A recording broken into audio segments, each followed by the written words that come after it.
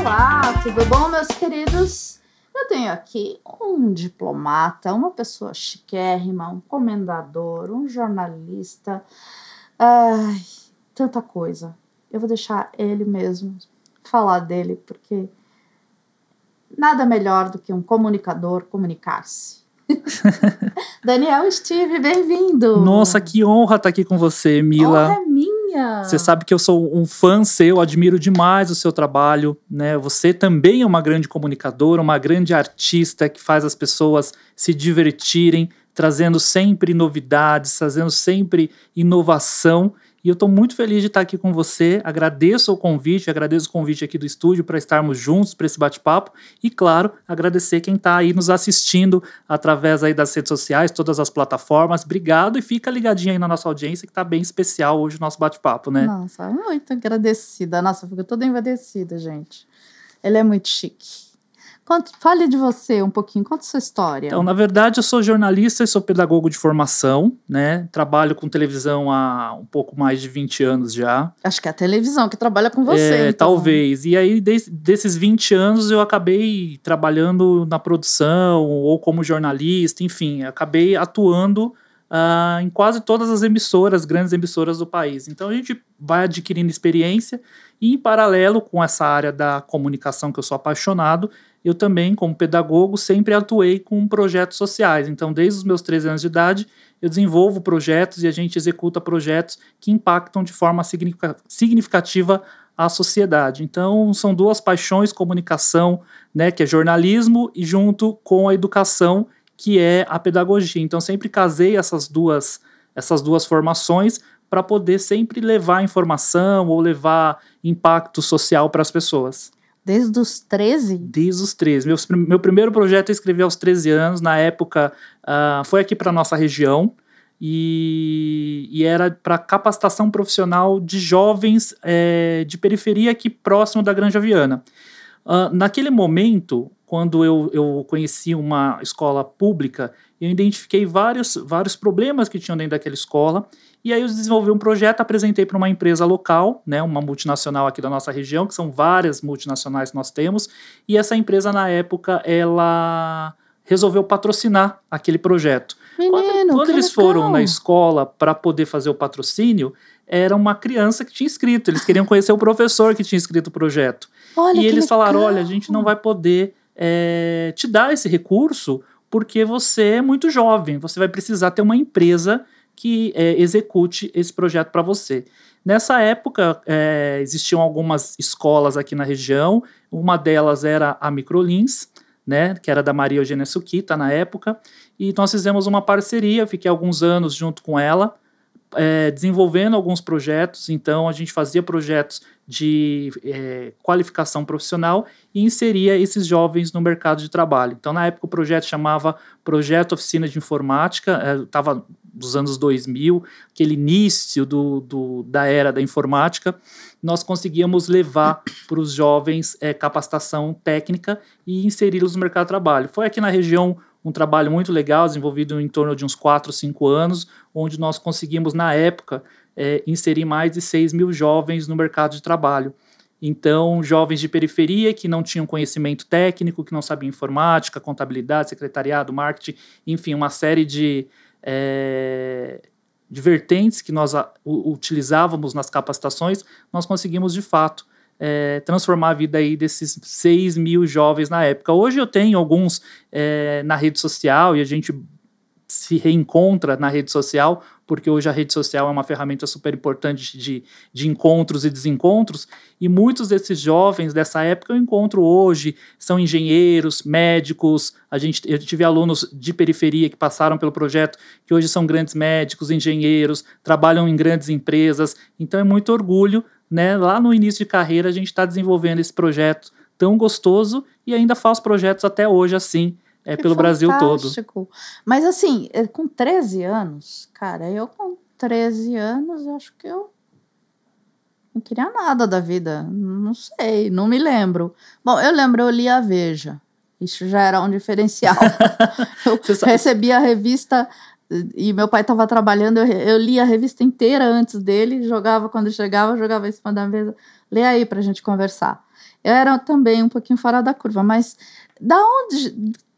Como é que um cara de 13 anos tem uma visão tão ampla assim? Isso é formação, né? Teus pais já... Eu acho que é família, né? Minha mãe sempre trabalhou na área da educação, então eu tinha muito essa coisa da educação dentro de casa, mas eu sempre acreditei em missão de vida, né? Eu acredito que a nossa vida ela é muito curta. A gente tem muito pouco tempo na Terra para a gente passar aqui e não deixar um legado, não fazer algo diferente por alguém. Então, eu acredito muito em missão de vida. É lógico que a energia que movimenta o planeta Terra é o dinheiro. Sem dinheiro a gente não vive. Mas a gente não pode só pensar no dinheiro e colocar ele em primeiro plano na nossa vida. Nós temos que buscar a essência do nosso ser e entender qual é a nossa missão realmente nesse planeta. Eu tive sempre isso como missão, impactar a vida das pessoas, criar algo que eu pudesse mudar a vida de alguém. Então eu acho que isso é algo... às vezes a gente pensa até num campo espiritual, né? Mas eu entendo isso como a minha missão de vida, mudar a vida de pessoas. Como eu vou fazer isso? Hoje eu trabalho com políticas públicas, né? Mas quando eu era jovem eu nem sabia o que era políticas públicas, mas eu estava o tempo todo tentando impactar a vida. Eu comecei a dar aula particular muito jovem, né? Eu estou falando de projeto, mas com 9, 10, 11 anos eu já tinha meus alunos de aula particular que eu dava. Eu chegava a dar aula para adultos quando eu tinha essa idade. Que máximo. Porque eu sempre pensei que o conhecimento que eu tinha eu poderia multiplicar para outras pessoas. Você já veio com essa visão, então. Já era nesse caminho mesmo. Nesse caminho mesmo. É legal, né? Como a coisa... você falou espiritual, né? Missão de vida. Acho que a pessoa nasce com esse incômodo. Sim. Né, já. Que legal, que lindo. E aí eu fui Por isso que eu gosto tanto de você. Eu também, não sabia dessa história toda. E aí eu fui nesse processo, né, de projeto social, aí busquei a graduação na pedagogia, porque eu entendia que a pedagogia eu poderia mudar o mundo, né? A gente tem aquele sonho, eu vou fazer pedagogia para mudar o mundo. Com isso, acabei trabalhando em todas as esferas educacionais, desde a educação infantil até o ensino superior. Fui dono de escola, fui diretor de escola, fui coordenador de escola. Enfim, tive uma vasta experiência dentro da área da educação, mas sempre também entendendo que estar dentro de uma escola, apenas uma escola, eu estava limitado a ajudar um grupo muito pequeno de pessoas. Então, vamos pensar numa escola de 300 alunos, eu consigo impactar a vida de 300 pessoas. Na comunicação, eu conseguiria chegar em mais pessoas, porque o jornalismo me dava essa oportunidade. Então, eu fui sempre casando aí os conteúdos e as informações para poder chegar num público cada vez maior. Certo, gente. E onde você trabalhou assim com o jornalismo? Depois você migrou da pedagogia para o jornalismo. Para o jornalismo. Eu sempre trabalhei com os dois pezinhos, né? Dava aula e também trabalhava com televisão. E aí nisso eu fui fazendo uma carreira de televisão, né? Participei de várias emissoras. Cita aí algumas para a gente tentar MTV, lembrar. Multishow, Rede TV, TV Guarulhos, TV Aberta, TV São Paulo, Rede Família, Rede Brasil. Isso como repórter? Como produtor, como diretor, como repórter, NGT, SBT... Enfim, passei por várias emissoras. Eu lembro de você no SBT, você era repórter? Fui repórter do SBT, trabalhei na produção durante 3 anos, a gente trabalhava montando pautas, enfim, idealizando alguns quadros, e depois eu passei para fazer externas mesmo com o repórter, e fiquei aí um período, um pouco mais de 1 ano, fazendo reportagens, e aí eu parei esse processo todo de televisão na pandemia, porque na pandemia a gente mudou muita coisa. Só que também em paralelo com isso, a gente fundou em 2011, aqui na cidade de Cotia, a Rádio Cotia e a Cotia TV, que são 2 emissoras webs que levam a informação para todo o Brasil e para o mundo, né? Porque quando a gente está na internet, a gente está um passo à frente da informação. E na época, quando a gente pensou na rádio, eu lembro que eu tinha uma estagiária e ela que deu a ideia. Ela falou assim, olha, eu acabei de chegar da Europa... E os lugares que eu visitei tinha muita rádio web. Eu falei, mas o que é rádio web? É uma rádio transmitida pela internet. Esse é o futuro, porque vai chegar um momento onde todo mundo vai estar conectado. Eu falei, não, mas as pessoas não têm nem acesso à internet. Em 2011 a gente está falando, a gente ainda... Vocês imaginam que, por exemplo, nós estamos em 2025 e aqui na nossa região da Granja Viana tem várias regiões que são arborizadas e as pessoas não têm internet, ainda hoje, em 2025. Eu fiquei, tô há 2 dias... com problema de internet. Desesperada. Né? Então é um problema da nossa região, por ser uma região muito arborizada. E na época, a maioria dos condomínios que tinham aqui na região não chegava também informação, não tinha internet. Então, tanto que a gente tinha várias comunicações que aconteciam na cidade de forma impressa. A gente tinha várias revistas, enfim, nesse período, porque a internet não era ainda algo que as pessoas exploravam. E ela falou, vai para a internet, e com isso a gente cresceu. Né? A gente tinha audiência no Brasil todo, até o período de pandemia, a gente trabalhava com uma programação 24 horas por dia ao vivo, então a gente tinha 24 horas por dia a programação acontecendo, principalmente da Rádio Cotia, e era muito gostoso, porque terminava um programa, começava outro, terminava um programa, começava outro, e era um dinamismo, muita informação, a gente sempre teve uma visão de que o espaço tinha que ser aberto para todos, então a gente falava de todos os assuntos, falava de muita coisa local, mas de muita coisa que acontecia no Brasil todo, e na pandemia a gente migrou para sair dessa coisa do ao vivo e trabalhar com a retransmissão, por conta do momento que a gente estava vivendo, e desde lá a gente ficou nesse formato de retransmitir programas de outras emissoras e de outros parceiros, de estudos parceiros, dentro da nossa programação. Mas foi um período muito legal, porque foi o boom da internet. Eu brinco muito que esse formato de podcast, a gente já fazia isso desde 2012, né? Inclusive você já foi entrevistada por mim ao vivo, a gente fez no shopping, a gente tinha uma parceria no shopping aqui na época, e eu fazia todo dia ao vivo, de segunda a sexta-feira. E isso era muito legal, porque a gente idealizou algumas coisas que a gente vê que deu muito certo no futuro. E a gente estava lá no início dessa formação, principalmente desse formato de podcast, de ter mesa, de ter café. A gente já fazia isso desde 2012, então já são 13 anos aí que se passaram. Que legal, hoje a gente tem, no pós-pandemia, os podcasts sendo hoje o maior veículo de comunicação da internet. Eu falei com pessoas que só veem podcasts. Elas adoram e, assim, não vejo outra coisa na internet, pulo, porque... E a minha informação é de podcast. Sim. Achei bem bacana, fiquei feliz, né? Sim. Você está no caminho certo. É nóis. Eu vou dar um tempinho só para falar de uma coisa que eu adoro. Meu patrocinador é a Casa Tolly, que produz esses meles aqui de abelhas brasileiras sem ferrão. Essa daqui é da Jataí, que é a mais famosa, que a gente já conhece e tal, que produz um mel meio avermelhado, é um sabor mais marcante, bastante cítrico, tem bastante floral também nele, e são 2 irmãos que resolveram ter uma vida mais saudável, e aí fundaram a Casa Tolly, são os irmãos Toledo, e Tolly vem de Toledo. Vou pegar os outros. Esse daqui já é um pouquinho mais suave, tá vendo que tem uma coloração mais amarelada. É o da Mandaçaia. Eu achei muito legal ter o nome da abelha aqui, que é quase uma assinatura, né? E a gente pode ver como cada abelha faz o seu mel, qual é a particularidade de cada uma. E esse daqui que eu fiquei apaixonada, que eu falo que é uma champanhe, olha a cor dele também, bem clarinho, que é da Uruçu Amarela. São abelhas brasileiras sem ferrão, e os meninos resolveram cuidar dessas abelhas, e aí elas fazem esse mel de primeira qualidade. Tá? Ele fica aqui numa fazenda em Santa Isabel, pertinho de São Paulo, que é banhada por uma reserva, então as abelhas são super bem cuidadas. Até falei pro meu amigo Bruno, falei assim, eu queria ser abelha lá na sua fazenda, porque você vê o carinho com que eles mexem nas colmeias, é muito legal, bem artesanal e de ótima qualidade, excelente qualidade. Eles vendem nesses potinhos de 60 ml, que também acho super prático, Porque lá em casa eu compro, às vezes, um mel grande, e aí eu enjoo, às vezes açucara. E esse aqui como é que falavam pra mim?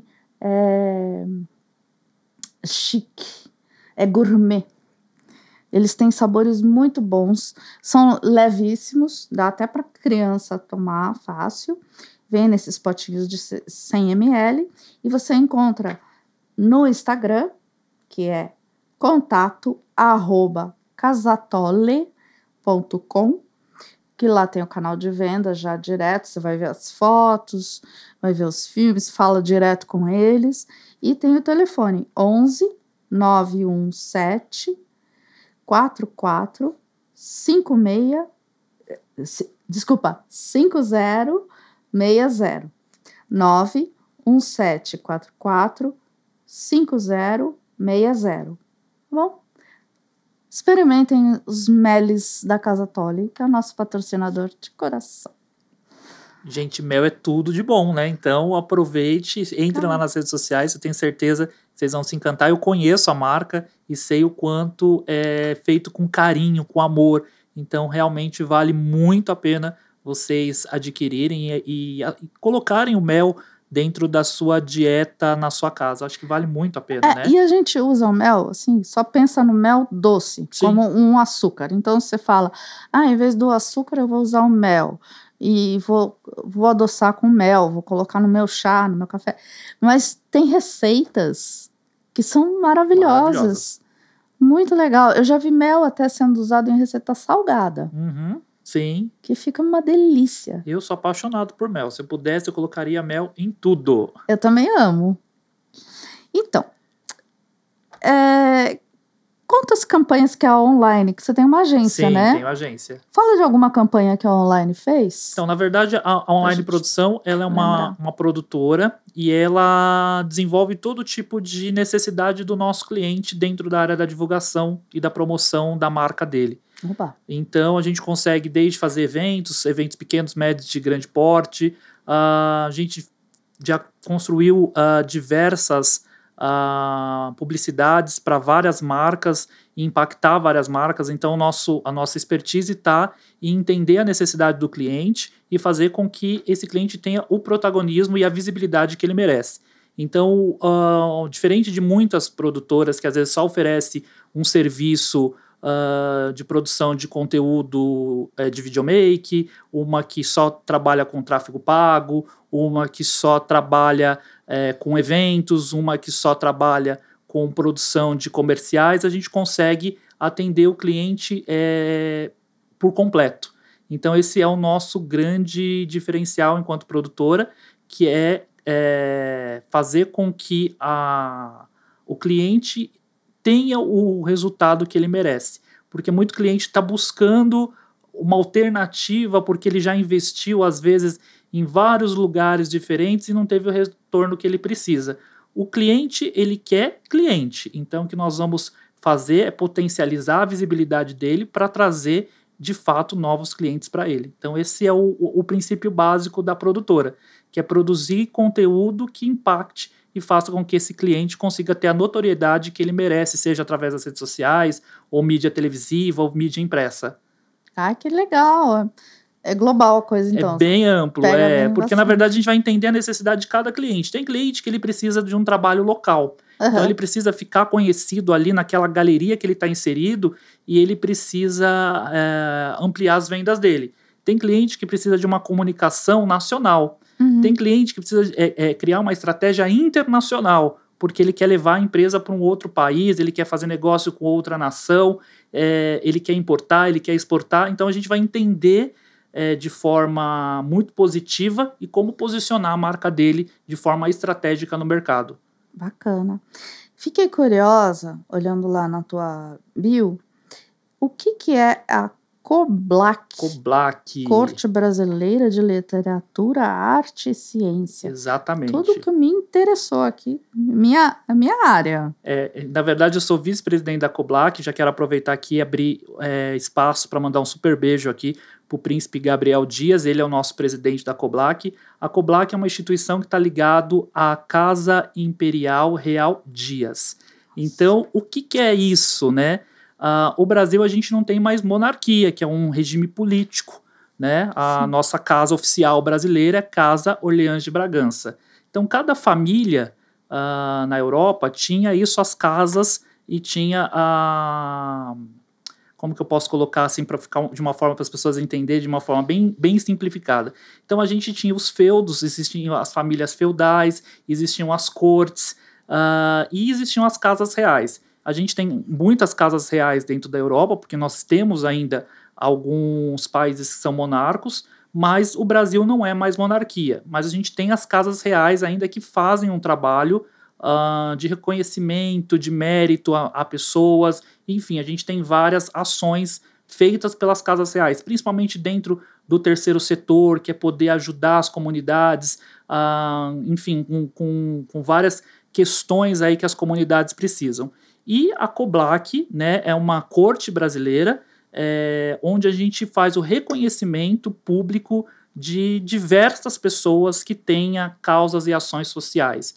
Então, dentro da área da literatura, da ciência, da tecnologia, então a COBLAC vem como um potencializador de reconhecimento público a essas pessoas através de títulos que são dados a pessoas que precisam desse reconhecimento público por fazer algo em prol da sociedade de forma muito positiva. Que lindo. Então hoje a gente tem... antes vem a ação da pessoa. Exatamente. E aí a gente faz o reconhecimento. Então a gente vai homenagear essa pessoa através de um título, seja um embaixador. A gente tem vários embaixadores pelo mundo todo, porque desenvolvem projetos e ações importantes dentro da sociedade, seja dentro da área empresarial, seja dentro da área midiática, né? Então, uma atriz que tem um trabalho social que merece ser reconhecido, a COBLAC vem para isso, para enaltecer essas pessoas. Nossa, que lindo. Antes era por ou você comprava, né, um título,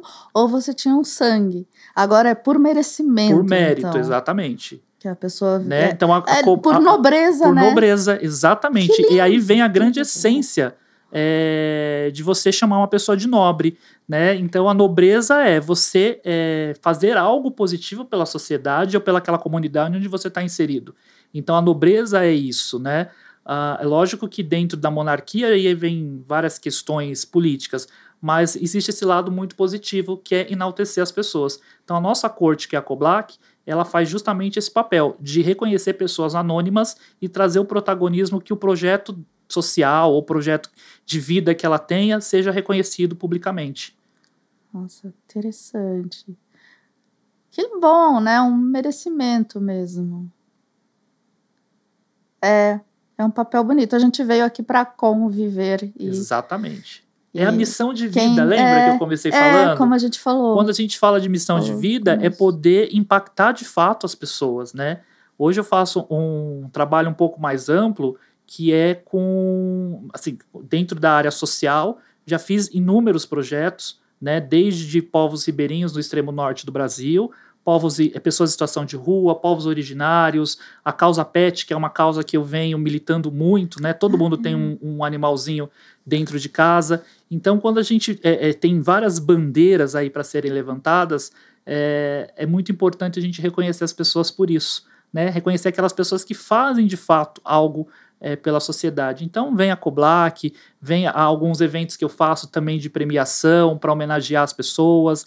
Então, a gente teve agora o Prêmio São Paulo, que aconteceu no último mês na cidade de São Paulo, né? Foi um prêmio que acontece em alusão ao aniversário da cidade de São Paulo. Esse mês de março a gente faz, em parceria com a ISPM, o Prêmio Mulheres do Ano. Então, são prêmios que são patenteados, né? Que a gente faz aí, o Prêmio Mulheres, por exemplo, agora na ISPM, já está na sua 10ª edição, né? Então, já são 10 anos homenageando e enaltecendo mulheres. Então, a gente tem durante todo o ano um calendário de eventos para enaltecer pessoas.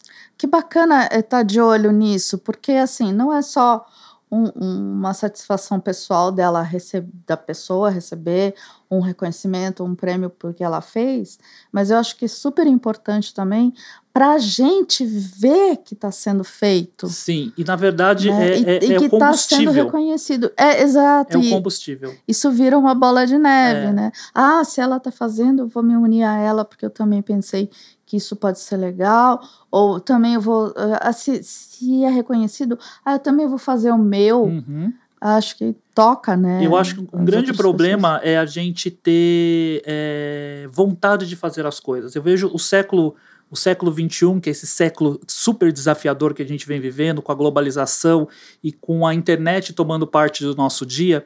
Muitas vezes o nosso dia é consumido e a gente percebe que a gente não está fazendo nada de bom na vida. As doenças do nosso século são muitas, depressão, ansiedade, angústia, enfim.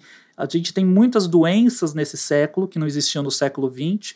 Essas frustrações todas, muitas vezes, nos desmotiva como profissionais. Então eu faço, mas eu não sou reconhecido. A minha empresa eu sou empresário, minha empresa faz, e ninguém dá parabéns, só dá aquele tapinha nas costas. Então a gente vem com essas homenagens para enaltecer essas pessoas. Então, nós damos gás, nós damos combustível para que essas pessoas continuem fazendo cada vez mais pela sociedade. E uma referência, a minha mãe fez uma vez uma coisa que eu achei muito linda e achei super importante.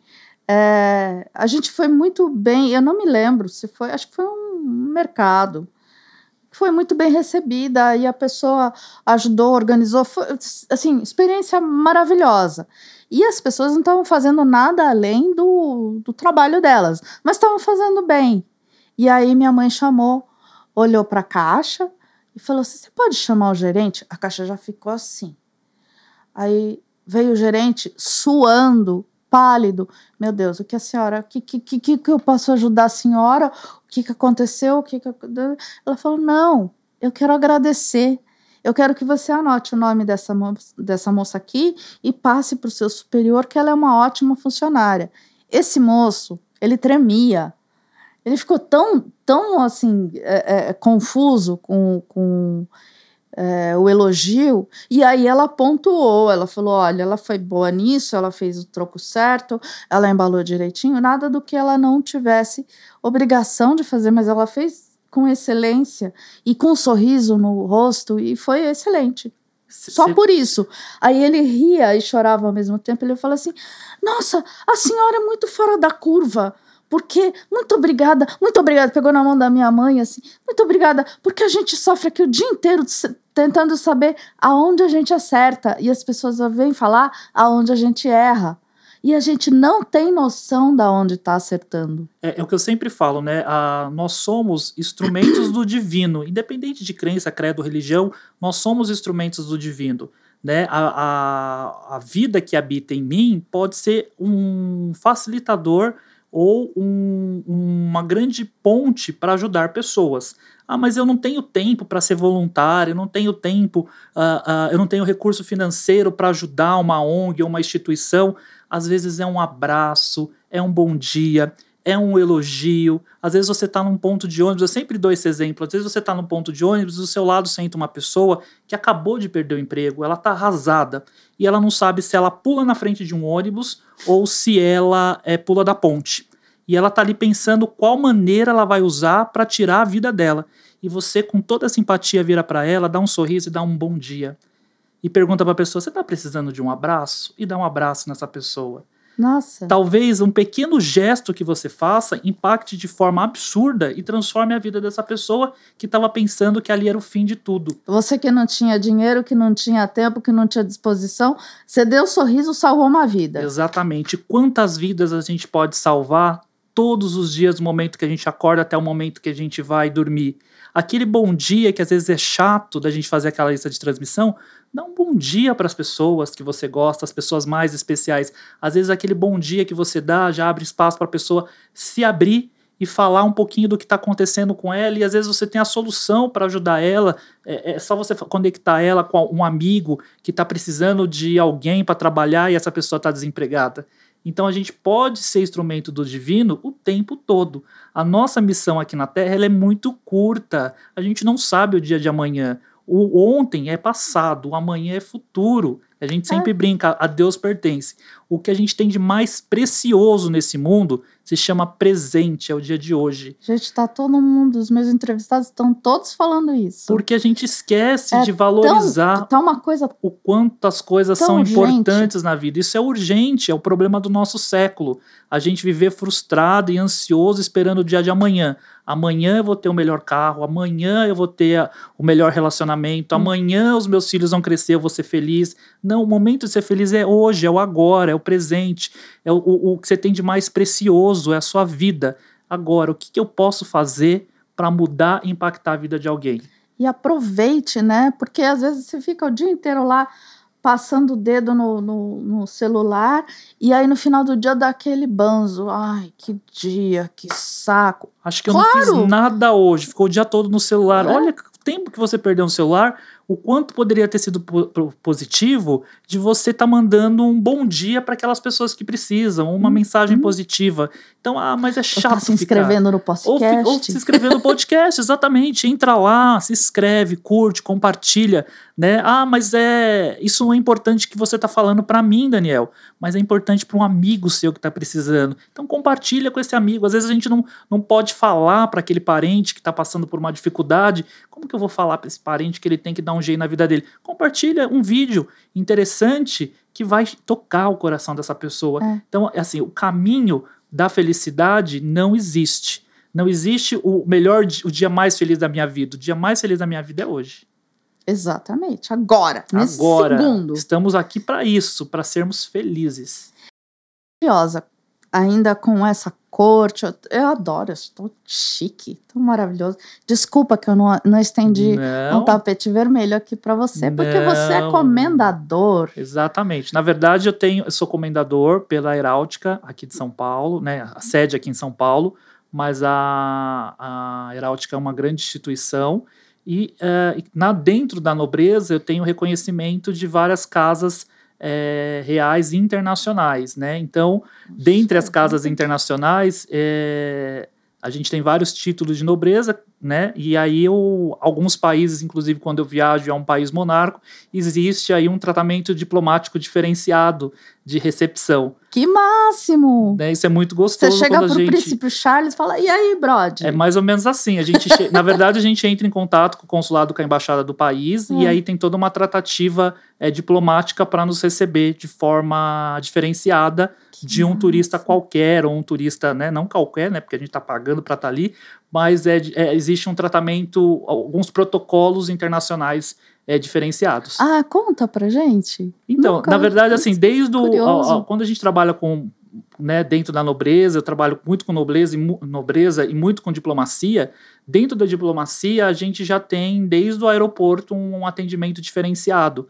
Né, existe já alguns aeroportos, não digo que são todos, mas muitos aeroportos internacionais, existe já um guichê ali para diplomatas, então a gente já começa a ter um tratamento diferenciado. Geralmente a gente comunica, né, quando vai ter alguma missão diplomática em outro país, e aí a gente é recebido por uma comitiva local, seja pelo consulado ou pela embaixada, que vai dar ali alguma assistência para que a gente possa cumprir algumas agendas também dentro do país, que seja de interesse entre as duas nações. Então existe esse formato de tratativa internacional e os protocolos internacionais são diferentes. Que legal! Então é isso que faz um comendador?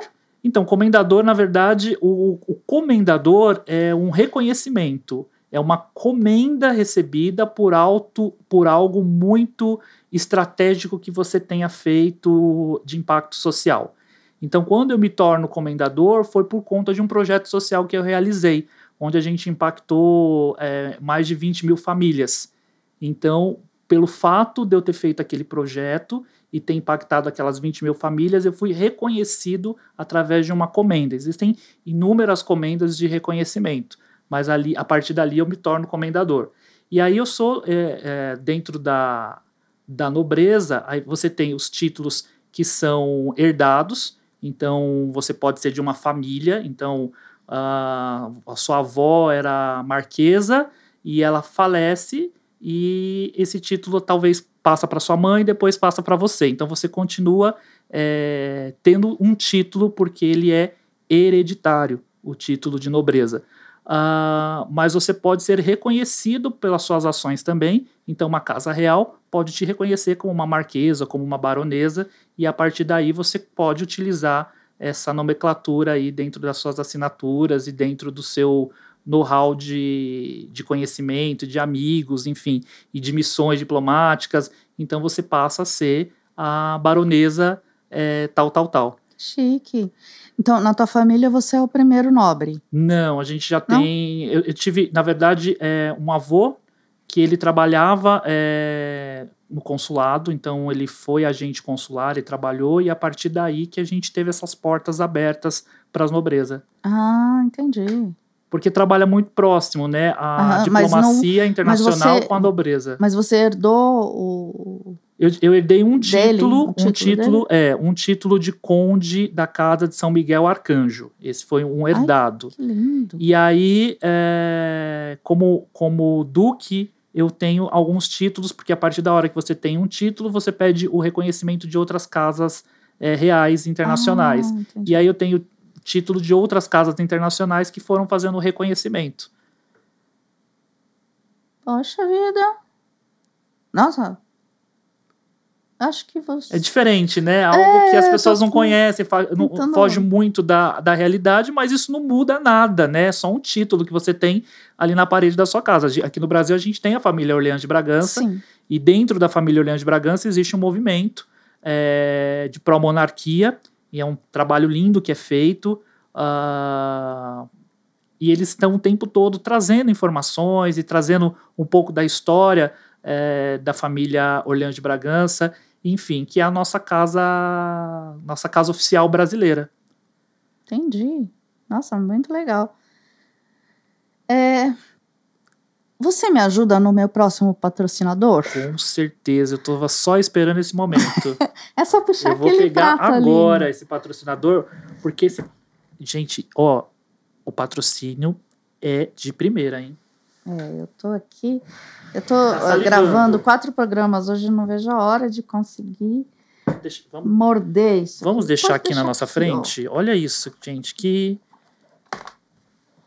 E é pesado, hein? É pesadíssimo, e olha que lindo que tá isso. Este é o trabalho do Madai Restaurante, que é uma coisa maravilhosa. Eles têm um salão enorme, que você pode fazer festas, toda hora tá tendo aniversário lá, festas corporativas, eles atendem excelentemente bem, tá? Tem aqui, como a gente tá vendo, sushi, sashimi, eles têm temakis e tem o rodízio, maravilhoso. Eu falo que eu só não vou lá toda hora, porque de madrugada eles não funcionam, mas eu sou vizinha e eu amo o sushi e o atendimento do Madai. O Madai está na Granja Viana desde 2002, é o mais tradicional restaurante japonês da região, tá? O peixe fresco, os cortes também são maravilhosos, sabe? Não é aquele sashimi fininho, nem aquele toletão assim, é super bem feito. Eles atendem por delivery, por iFood também, e eles ficam na Avenida Cherubina Viana, 344, esquina com a Santo Antônio. Você sai da missa, você sobe um pouco, vai comer sushi. E o telefone é o 11 9 7650 6800.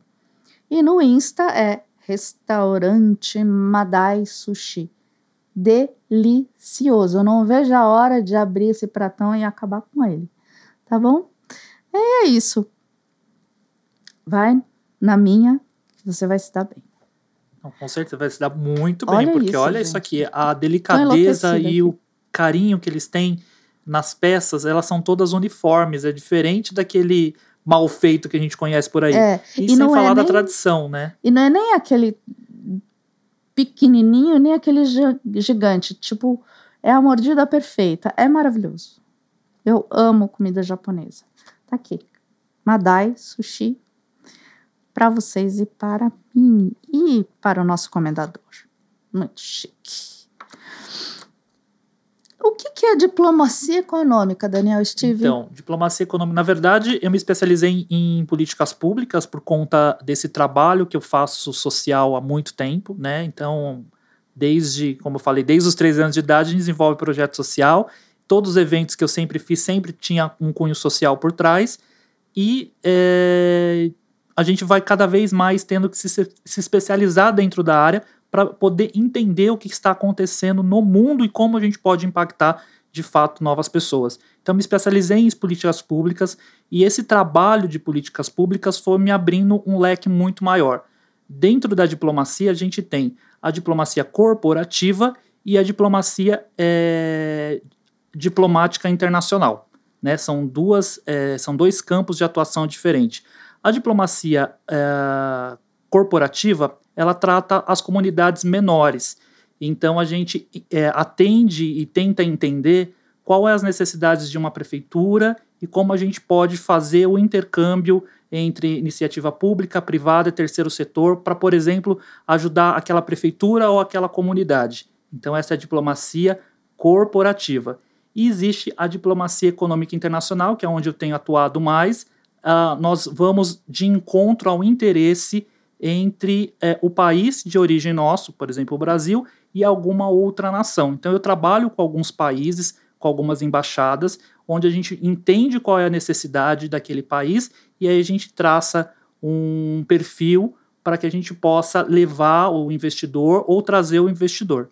Então, esse é o nosso trabalho de uma forma mais simplificada. Que legal. É anterior, então, ao diálogo do investidor? Exatamente. Você na verdade, a gente vai preparar o terreno e desenvolver o projeto para ser aplicado. Então, esse é o nosso trabalho. Então, por exemplo, o país X está precisando... Vou pegar um exemplo aleatório, né? Mas um dos países que eu tenho atuado muito é a Tanzânia. A Tanzânia está ao leste da África, é um país misto, onde a gente tem a primeira mulher muçulmana preta, primeira presidente do continente africano, enfim, uma mulher incrível, e ela tem um intuito de ampliar as relações com o Brasil. Então a gente vai entender que projeto o Brasil pode desenvolver dentro da pesquisa, da tecnologia, para o país dela, e o que o país dela precisa do Brasil. Então a gente desenvolve o projeto e faz esse intercâmbio entre o investidor ou entre o empresário e o país a ser executado o projeto. Nossa, uma riqueza isso também, né? Esse diálogo deve ser bem complicado, bem cheio de detalhes. Cheio de detalhes. Na verdade, cada conexão que a gente faz é uma conexão única e exclusiva, né? Então, nosso projeto, o nosso trabalho, ele está baseado em conexões. Então, como que eu vou conectar pessoas que têm o mesmo interesse para que aquilo realmente aconteça? Então, a gente vai traçar essa estratégia para que a gente possa, de fato, fazer com que o objetivo seja alcançado. Aí vem de encontro, lá no começo que eu falei, da Online Produção, que é a produtora, que a gente também atua no desenvolvimento estratégico daquela marca que quer ir para um outro país, né, ou que quer crescer o marketing dela. A gente casa dentro aí desse grande bolsão que é a diplomacia internacional. Bacana. E você esteve na África, justamente na Tanzânia. Na Tanzânia, exatamente. O ano passado eu fiz várias missões diplomáticas, né? O que é uma missão diplomática? A gente ir conhecer o país e entender qual a necessidade daquele país enquanto políticas públicas. Então, o que o Brasil pode, já que a gente deu o exemplo da Tanzânia, o que o Brasil pode contribuir com projetos de políticas públicas para a Tanzânia? Então, como eu preciso entender o país para saber qual é a necessidade. Então, a gente chega num país, por exemplo, que tem partes dele que não tem conexão de telefonia móvel. Então, a gente precisa desenvolver um projeto para levar a telefonia móvel. Mas para eu levar a telefonia móvel, eu preciso ter energia para abastecer as antenas. Então, eu preciso ter uma empresa talvez de placa solar. Com isso, eu consigo trazer um banco privado e não um banco estatal para o país. Eu consigo, trazendo um banco privado, eu consigo ter maquininha de cartão. Eu tendo maquininha de cartão, porque agora eu tenho internet, eu consigo ampliar a economia do país, eu consigo fazer o PIB do país interno crescer. Então, existe uma série de etapas dentro de um projeto para que a gente consiga realizar e concretizar aquele projeto. Então, para levar um banco para um país, eu preciso ter toda essa estrutura antes para receber, por exemplo, esse banco privado. E aí fazer com que a economia do país aqueça. Então, o nosso trabalho está pautado nisso, em entender, e para entender vem as missões diplomáticas, vem as visitas em loco, que a gente precisa visitar o país, conhecer a realidade do país, conhecer o povo que está ali dentro daquele país, para que a gente possa levar políticas públicas de qualidade para ele. Menino, que trabalho importante. A gente não avalia, né, que tem por trás de uma parceria, tem tamanha rede de... Como fazer o podcast aqui, né? Você vem aqui, senta e apresenta, mas antes você tem que estudar quem é o convidado, você tem que buscar patrocinador, você tem que fechar parcerias, você tem que falar com o convidado de madrugada, porque é o horário que ele tem para te atender. Enfim, as pessoas vê o brilho, mas não vê todo o trabalho que tem por trás. Eu também queria ter um podcast, mas existe um trabalho feito por trás para ter audiência, para ter... Então, tudo que acontece no mundo precisa ter esse trabalho de bastidor. Sem os bastidores, as coisas não acontecem. Então, quando a gente fala de movimentos estratégicos internacionais, às vezes a gente fala, nossa, mas aquele país acabou de assinar um tratado na ONU de refugiados. Mas para aquele tratado ter sido assinado, houve toda uma pesquisa, um estudo, um mapeamento, enfim, por trás existiu todo um trabalho feito por uma equipe para que a gente conseguisse assinar aquele tratado. Tô orgulhosa do meu comendador. Muito chique. Nossa podcast tá ficando top, hein, gente? Fala sério. Tô me achando. Tô muito, muito feliz. E muito feliz em ter meu amigo Daniel Stig. Não, para mim realmente é sempre uma honra estar aqui com você, como eu disse, né? Com tudo isso, você é um fofo, uma graça. Que a gente está sempre militando e tentando ajudar várias bandeiras, né? Como eu falei, a gente está sempre levantando as bandeiras que precisam ser levantadas através de projetos de políticas públicas, projetos sociais. A gente tem várias causas, né? Seja dos povos originários, as pessoas em situação de rua, porque eu sempre digo que a rua não é a casa de ninguém. Se a pessoa está na rua, a gente precisa entender e estudar o indivíduo para que a gente consiga retirar ele da rua. Mas ele está na rua porque ele quer. Nem sempre, tem que entender, né? Cada um tem uma história, a gente tem que aprender a respeitar a história do outro. Como a gente tem os problemas dentro das comunidades de violência doméstica, onde a gente precisa empoderar as mulheres. E como que eu vou empoderar uma mulher de periferia que é vítima do marido? Através de capacitação profissional. Então eu preciso levar capacitação profissional para a periferia para que essa mulher ela aprenda a empreender e ela possa começar a fazer renda e de alguma maneira ela consiga se libertar financeiramente daquele companheiro, porque não é só a dependência emocional, tem a dependência financeira também. Então, se a gente não constrói políticas públicas para isso, a gente não consegue, de fato, mudar a sociedade. E quando a gente fala de políticas públicas, as pessoas falam assim, mas política pública, essas duas palavras juntas já não vai dar certo. Mas a gente faz política o tempo todo. Quando você acorda e vai sair da sua casa e tem um buraco na sua rua que você vai reclamar na associação de bairro para levar para o vereador aquela sua reclamação, você está fazendo política. Quando você vai reclamar que a luz do poste na frente da sua casa não está acendendo, você está fazendo política. Quando você vai na unidade básica de saúde e reclama que não tem remédio no postinho perto da sua casa, você está fazendo política. Então hoje a gente tem uma ferramenta que chama celular, como a gente falou, que a gente usa muitas vezes para não fazer nada decente, e só para espalhar fake news. Utilize a ferramenta do celular de forma positiva para fazer política. E quando a gente fala que a gente está tentando melhorar a nossa comunidade, a gente está fazendo uma política pública para a nossa região. Então fazer política todos nós fazemos desde a hora que a gente acorda até a hora que a gente vai dormir. Dentro de casa a gente cria regras, a gente cria com os nossos filhos formatos familiares, a gente está fazendo política também. Então é muito importante a gente entender que política não é uma coisa ruim. Pelo contrário, usando da maneira certa, cobrando o nosso vereador, o nosso deputado, o nosso senador, o nosso presidente, em quem a gente votou, a gente consegue de fato construir políticas públicas, pressionando as nossas autoridades aí para que a gente possa ter uma sociedade cada vez melhor. Dentre as áreas aí que eu estava comentando, tem uma área que a gente tem feito um trabalho muito grande, que é dentro da causa pet, a causa animal. Eu vi Rotary Pet? Rotary Pet. A gente fundou o primeiro clube Rotary Pet do mundo, que é o SOS Caramelo. Rotary Clube SOS Caramelo, que tem como nossa presidente a Ione Costa, que é uma ativista, uma protetora que cuida de protetores de animais.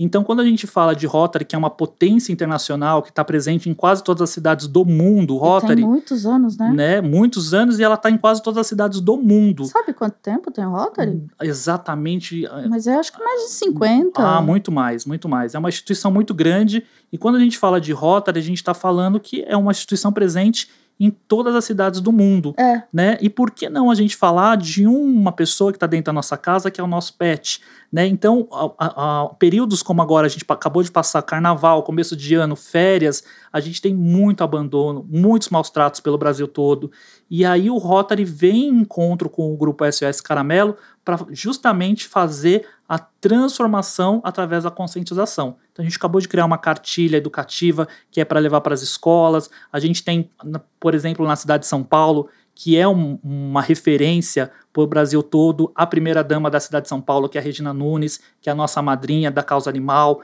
que tem feito diversos eventos de castração, vacinação, de conscientização de abandono, porque a gente realmente só vai conseguir mudar os números que a gente vê tão assustadores da causa pet, né, de abandono e vídeos que a gente vê horríveis na internet, através da consciência. Assim como a gente tem o problema no extremo norte do Brasil, com as crianças ribeirinhas que não conseguem ir até a escola, onde a gente tem uma rota de turismo sexual infantil, né, que coloca o Brasil em terceiro, quarto país com maior número de visitação de turismo sexual. Então a gente tem muita coisa para melhorar na nossa sociedade, mas a gente começa melhorando dentro da casa da gente, criando, de fato, como eu disse, políticas públicas para melhorar a sociedade. Que legal. Que bom que tem gente que se incomoda com essas coisas e que vai e faz.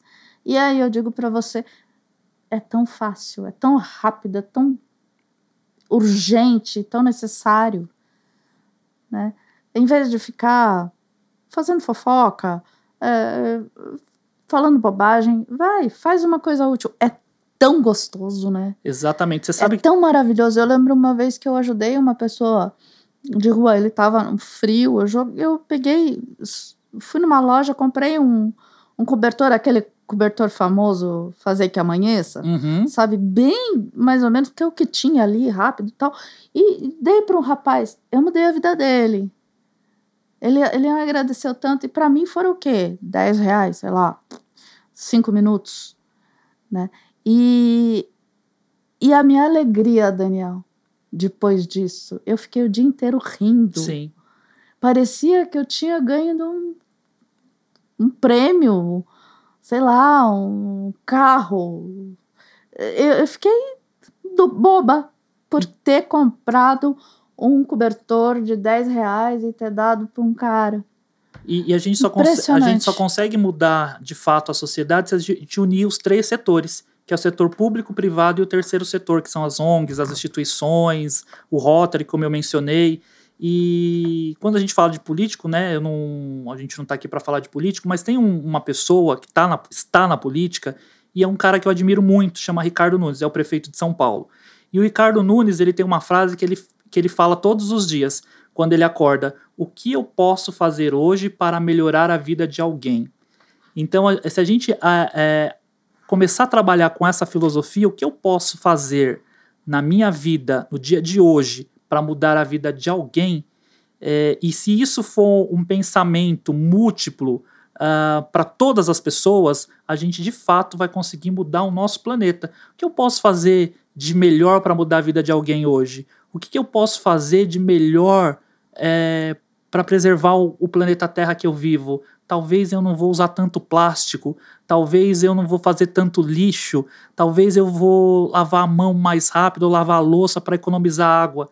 A partir da hora que a gente cria consciência de tudo aquilo que a gente faz no decorrer do nosso dia e de como a gente pode impactar a vida do outro, a gente começa a construir realmente um mundo cada vez melhor. E é impressionante como isso faz, né? Aquela historinha, né, do fogo na floresta, que o passarinho foi lá no rio e pegava uma gotinha e jogava.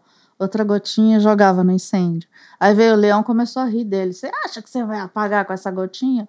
O passarinho falou, eu tô sem tempo, mas eu tô fazendo o meu. Tô fazendo a minha parte. E aí o leão ficou com uma vergonha. Porque o passarinho ia dormir bem de missão cumprida. Né? Eu acho que esse é o grande segredo da vida, né? Como eu disse lá no início, qual é a sua missão? Qual é a nossa missão, né? Qual a missão desse podcast? Levar informação, levar conhecimento, levar transformação para a vida das pessoas. Então, na vida pessoal, na sua vida que está em casa nos acompanhando, qual que é a sua missão? O que você espera do mundo? Ou qual é a sua contribuição para o mundo?